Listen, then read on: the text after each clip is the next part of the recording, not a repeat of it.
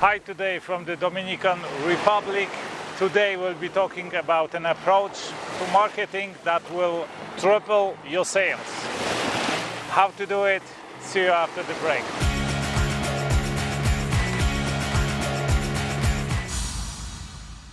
Hi again from the Dominican Republic.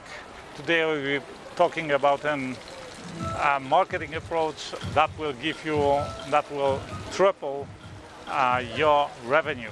How to do it? Before we start, let's analyze the standard approach to business, which is product-centric. What does it mean?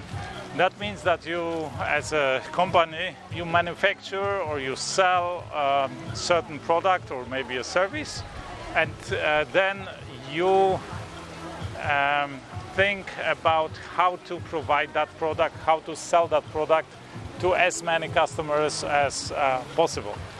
So this is a product-centric approach, right? So you start from the position of having a certain product and how you can market it to as many people as possible. Here it is important to note that on average it is 7 times more difficult to find a new customer than to sell to the same customer, right? So assuming your customer is satisfied with your product, happy with what you offer, it is much easier to sell him another time, next time. Of course, provided he needs that product again. And then if you know about that, you try to optimize it. And what you do is either you try to have products that are subscriptions, or maybe products that are needed that can be bought over and over again, right? So like groceries or whatever are products that can be bought over and over again, or subscription businesses when the customer will spend with you like every month or every year. So these are optimized product-centric approaches to businesses, but with product centrism, sometimes it is really difficult to find, to optimize it. Like, for example, when you sell cars, right? I mean, how often does at least private customer buy a car, right? Even if he buys it every 2 or 3 years, then you have the problem how to keep in touch with the customer through the 2 or 3 years, so that he will buy it again from you and not from your competitor. That in the meantime he won't be reached and convinced by your competitor to buy another car. You know, if you don't have this high frequency, if you have a very low frequency of potential purchases, then it is difficult for the customer to stay engaged with your brand or with your company and to sell it again to the same customer. So it is quite difficult. But what you can do, and now we are coming to this much better business approach that is called customer-centric business approach.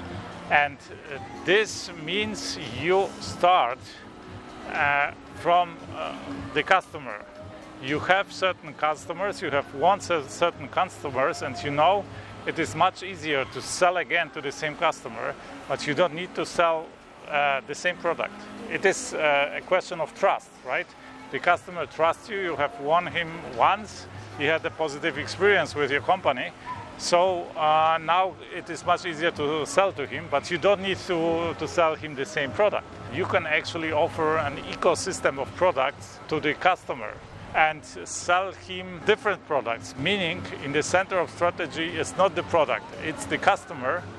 And then you think of different products that can be needed and of course then purchased by this group of customers or by this particular customer, right? And you create the ecosystem of products that best suits these target groups or this type of customers or this, let's say, segment of customers.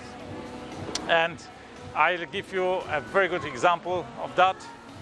Of course, I do it in my businesses, but I think AIDA, this cruise ship company, is a much better example. Because, of course, the primary product, the main product that you think of when you think about cruise ships is, of course, the travel, the cruises. So they sell the travel, the cruise to the customer, but once they have the customer on this ship, and this is all inclusive, of course. So you go there, you have your hotel, so to say, you stay on the ship, and also your food and drinks and so on. But, for example, alcohol drinks are not included. So they upsell the customer, either you buy a package or you pay for individual drinks. So it is another opportunity to get revenue from the same customer. Then there are, of course, the all-included restaurants, which are fully, like, it's really enough. You have a variety of food and drinks that you can't even try everything during your trip because like so much choice, unbelievable. But they have also other types of restaurants on board, like restaurants where like a la carte restaurants, secluded restaurants, more private restaurants where you choose your food from the menu and you pay for everything. So another revenue stream, or semi a la carte restaurants where the food is free but the drinks need to be paid for. So this is another product that they sell to the same customer. Then when you are at a destination, at a port, you can of course go out and do sightseeing on yourself or use the local agents. But if you want it to have, let's say, more secure, more comfortable, you book it with AIDA. So they offer a variety of different trips on these individual islands, and of course events or, let's say, experiences like zip lining, like safari, like snorkeling or diving, these kinds of events, right? So you can buy it with that, and they are like 2 or 3 times, sometimes even 5 times as expensive as the local provider. But people buy with them because it's more convenient and it's guaranteed they will be back on time, and so on and so on. Then, of course, there are photographers on board taking pictures of you. You can have a professional photographer taking a picture of you in different, let's say, locations on board with different costumes, maybe as a pirate, as a captain, whatever, and in different settings, but also outside during the trips, or on the jetty before the land trips, so to say, or after the land trips. So in different times, different locations, you can have it. Of course, it's paid service, so you can pick up the pictures later, choose if you want to buy them, and if you like them, you pay for them, right? Then they have several camera teams that go to these trips that they offer, and they make video material of them, and then they put together an entire film about the different destinations for this particular travel that they sold for this particular cruise trip. So it's like 1 week or 2 week trips, maybe 3 weeks, or maybe 1 month. This also you can buy, of course, around the world trip, whatever. But they put it together as a video, like 1 hour video or half an hour, whatever, and you can buy it as well, right? Of course, there's also, you have some needs when you're on board that are more than standard. Maybe you run out of toothbrush or toothpaste, or maybe you want to buy a postcard, or maybe you want to buy something to wear, jewelry, everything you can buy on board as well. and of course you pay for that, right? It's like regular shops on board. Then they have also a casino, right? You can gamble if you want, so additional revenue stream. Then you have, of course, different cosmetic and spa services that you can book on board, that you can take advantage of, and for all that, of course, there is additional payment. So there is a lot of revenue streams. Then, of course, you have like local internet on the ship, where you can access all the information. Then you have very slow, let's say, social media internet. But if you want to have like full bandwidth and entire internet access, then you need to pay for that, and it's not cheap. It's quite expensive. But this is another revenue stream. And of course, then they sell the next trips, not the next trips, the next cruise travels to the next destinations on board, right? So you can book another cruise ship travel on board. Of course, they have some discounts, whatever, but you can do it on board, and this is what they promote. So at the end, you will leave that ship with double, maybe have spent double or maybe triple of what you paid for the cruise. Of course, you can leave the ship without spending $1 on top of what you spent for the cruise ship, and you will be also satisfied and happy.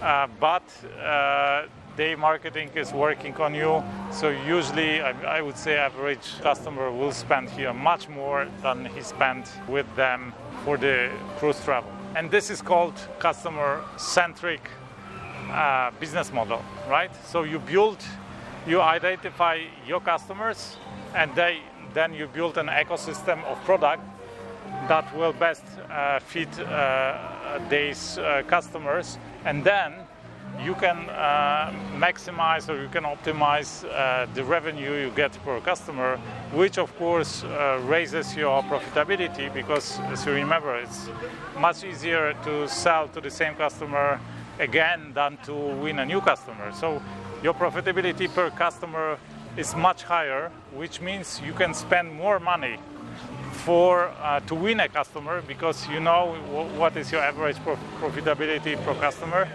You know how much money you can spend to become profitable and to do your profit, or to do your margins, whatever, which means you can use much more advertisement methods to win your customers, and that means you can scale your business much more. That's why, these ships are so huge, because they can scale, right? With that business concept, you can use the same business concept in any industry, customer-centered approach. I hope you like this video. If yes, give me a thumb up. If not, of course, thumb down. Subscribe if you haven't. There's a bell button, press it, you will get notifications. Share this video with your loved ones, with your friends.